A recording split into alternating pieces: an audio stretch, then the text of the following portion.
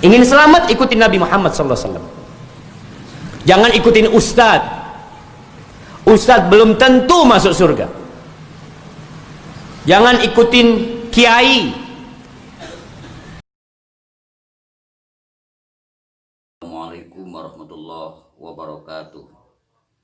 Alhamdulillahirabbil alamin. Wassalatu wassalamu ala asyrafil anbiya'i wal mursalin wa ala alihi wa ashabihi ajma'in. Amma ba'du. Saudara-saudara bangsa dan setanah air, seringkali kita mendengar pertanyaan-pertanyaan seperti ini. Apakah Anda mau ikut madhab atau ikut Al-Quran dan Sunnah? Lebih baik ikut Al-Quran dan Sunnah daripada ikut madhab.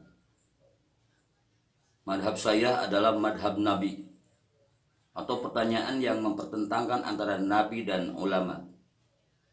Apakah Anda mau ikut ulama atau ikut Rasulullah Shallallahu Alaihi Wasallam? Jika kita menjawab A, berarti tidak ikut B. Jika pilih ini, pasti bukan itu. Inilah yang disebut dengan dikotomis, yaitu pembagian atas dua hal yang saling bertentangan. Adapun pertanyaan-pertanyaan seperti di atas, batasan dan memutus keterkaitan antara dua hal yang sebenarnya memiliki ketersambungan, memutus suatu yang bersambung. Masalahnya adalah mempertentangkan atau menghadap-hadapkan antara madhab dan Al-Quran, juga dengan As-Sunnah, antara ulama mujtahid dengan Nabi Shallallahu Alaihi Wasallam. Memang sangat mungkin terjadi pertentangan antara dua hal. Namun kita harus ingat bahwa ini hanyalah sebuah kemungkinan, bukan kepastian. Ketika terjadi pertentangan, ada metode untuk memecahkannya. Metodologi dalam hukum Islam ini jangan pernah diabaikan. Ada pula pendapat yang menyatakan seperti ini: lebih baik ikut Nabi daripada ikut ulama mujtahid. Sepintas pernyataan ini memang benar, tetapi jika dalam konteks ittiba ulama madhab, maka dipastikan statement tersebut memiliki kecacatan metodologis. Madhab itu bersumberkan dari Al-Quran dan As-Sunnah. Ulama mujtahid sudah tentu tidak akan meninggalkan sunnah Nabi. Jika mencabut sunnah, sudah pasti dia tidak akan disebut ulama. Kerangka inilah yang pertama-tama harus kita pahamkan. Apabila landasan itu tidak kita pahami, maka akan terjadi kesalahpahaman terus dan terus menerus. Karena itulah kita harus berhati-hati, kearifan dan hikmah dalam menyikapinya, supaya kita tidak menjadi penyulut perpecahan, apalagi meruntuhkan kehormatan ulama salafus soleh. Saudara-saudara, mengikuti Nabi Shallallahu Alaihi Wasallam sudah pasti hukumnya wajib. Sedangkan mengikuti manusia biasa, hukumnya tidak wajib. Di dalam Al-Quran, surat An-Nisa ayat 59 difirmankan oleh Allah Subhanahu wa taala, "A'udzu billahi minasyaitonir rajim. Bismillahirrahmanirrahim. Ya ayyuhalladzina amanu athi'ullaha wa athi'ur rasula wa ulil amri minkum."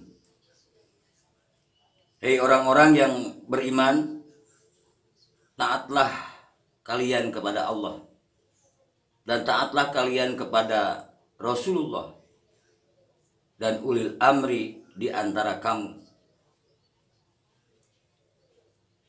Kalau kita melihat pada ayat ini, ternyata ketaatan kepada Allah dan kepada Rasulnya itu bersifat mutlak.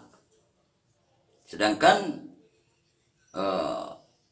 ketaatan kepada ulil amri dalam ayat tersebut tidak diikuti dengan kata-kata ati'u. Para ulama tafsir menjelaskan hal itu berkenaan dengan pengulangan kata kerja ta'atilah. Sedang kalimat ulil amri atau yang berarti pemerintah, tingkat ketaatannya itu tidak mutlak.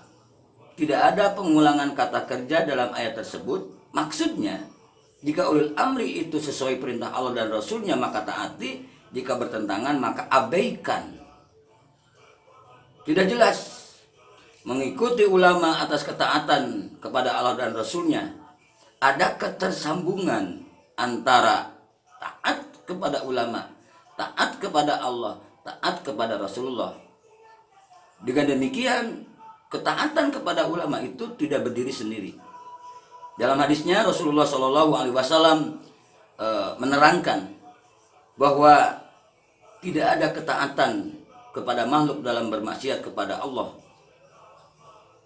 Maka orang-orang atau siapa saja yang memiliki gelar, baik itu gelar ulama, ustadz, kiai, bisa saja pendapat-pendapatnya ditolak.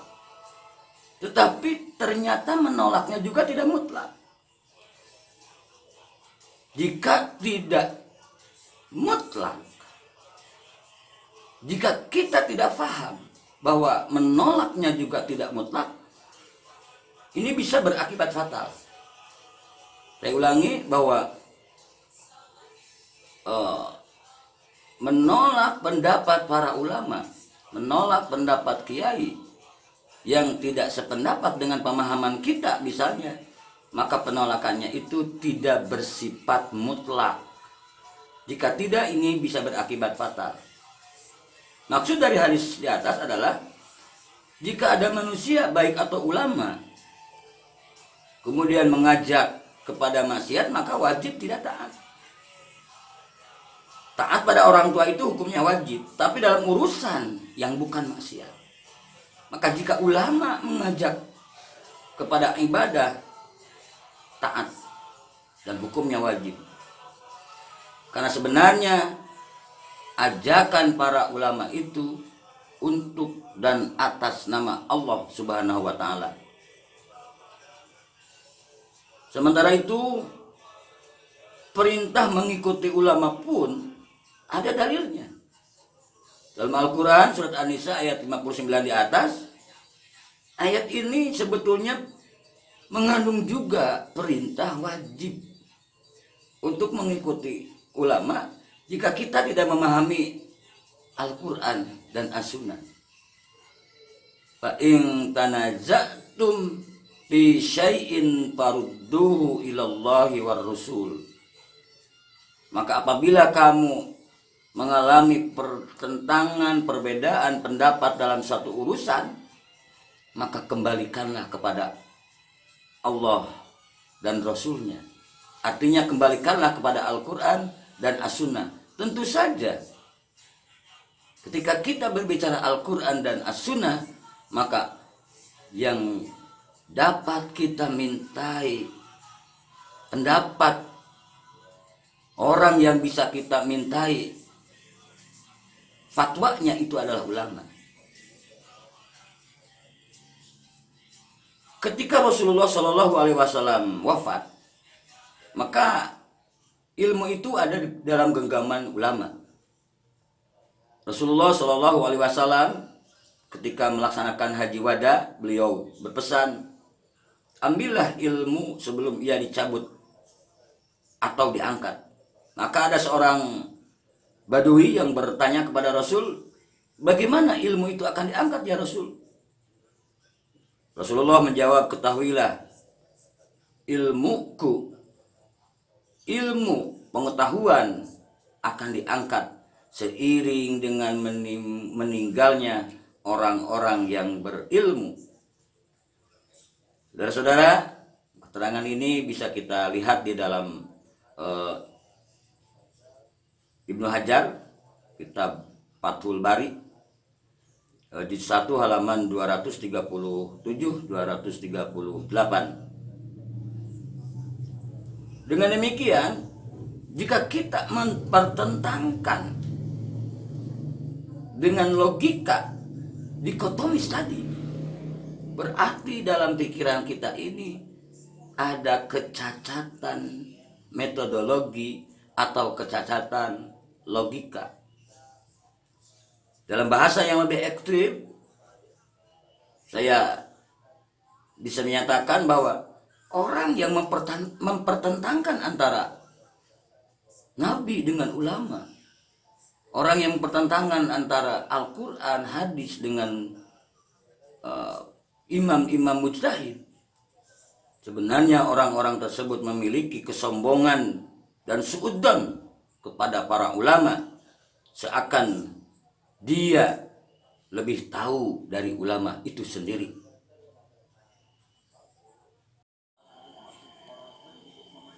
Saudara-saudara, kita sering mendengar ungkapan kembali kepada Al-Quran dan Sunnah saja.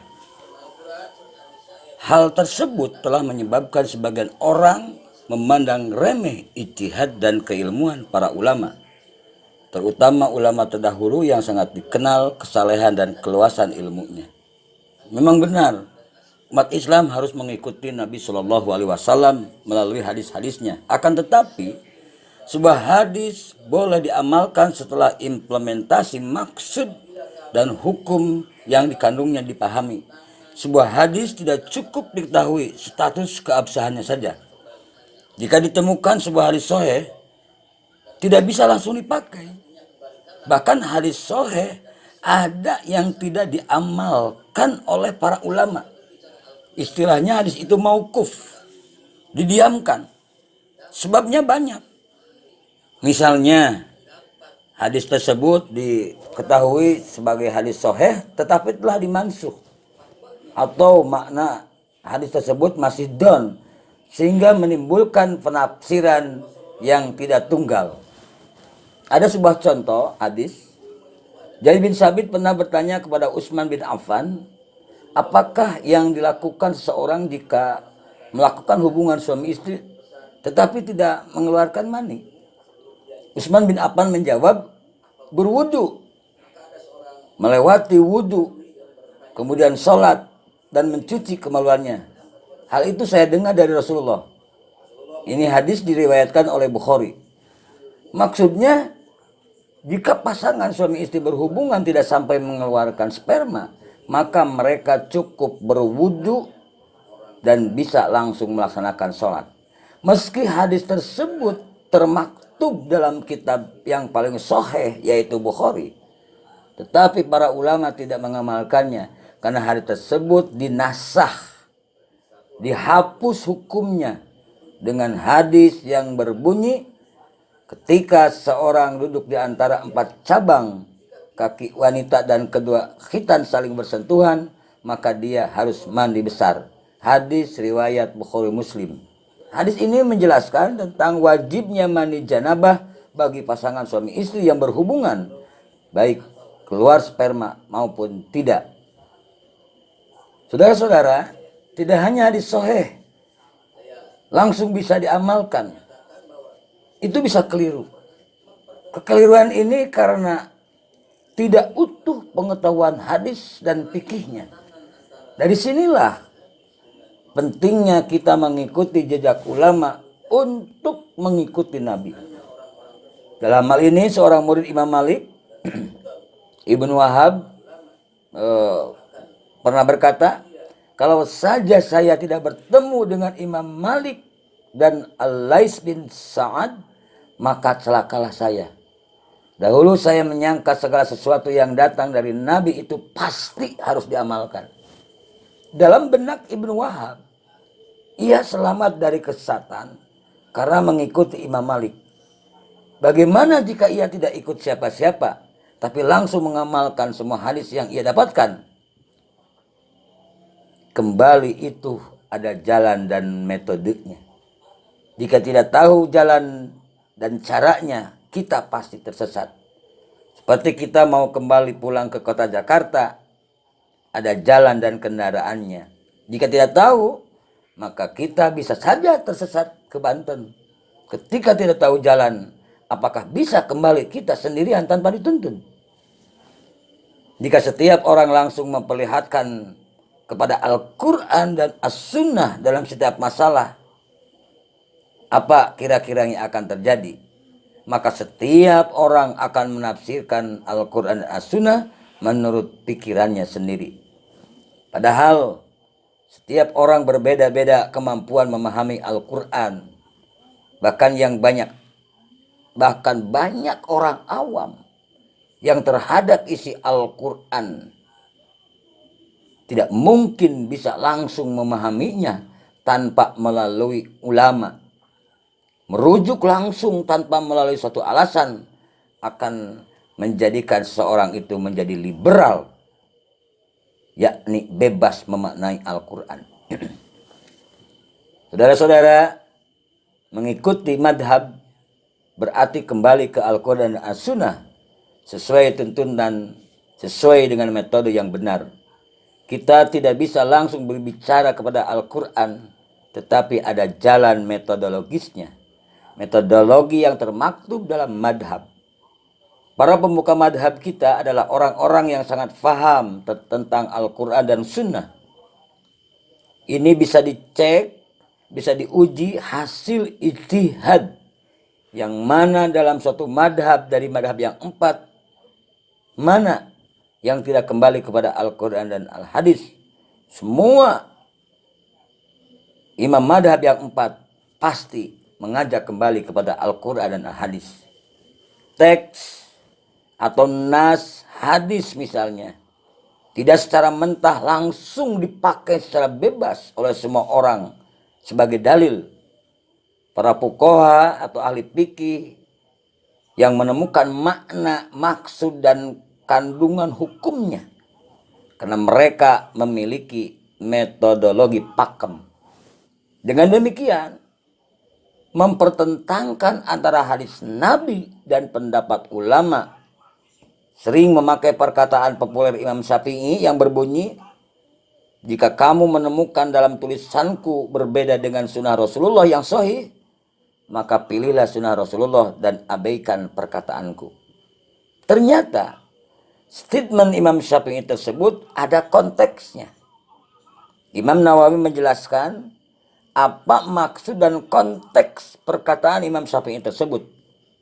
Diterangkan oleh Imam Nawawi yang dijuluki juru bicaranya madhab Syafi'i pada zamannya, bahwa statement Imam Syafi'i tersebut bukan untuk tiap-tiap orang yang menjumpai hadis sahih lalu katanya ini madhab Imam Syafi'i dan dapat diamalkan dari hadisnya.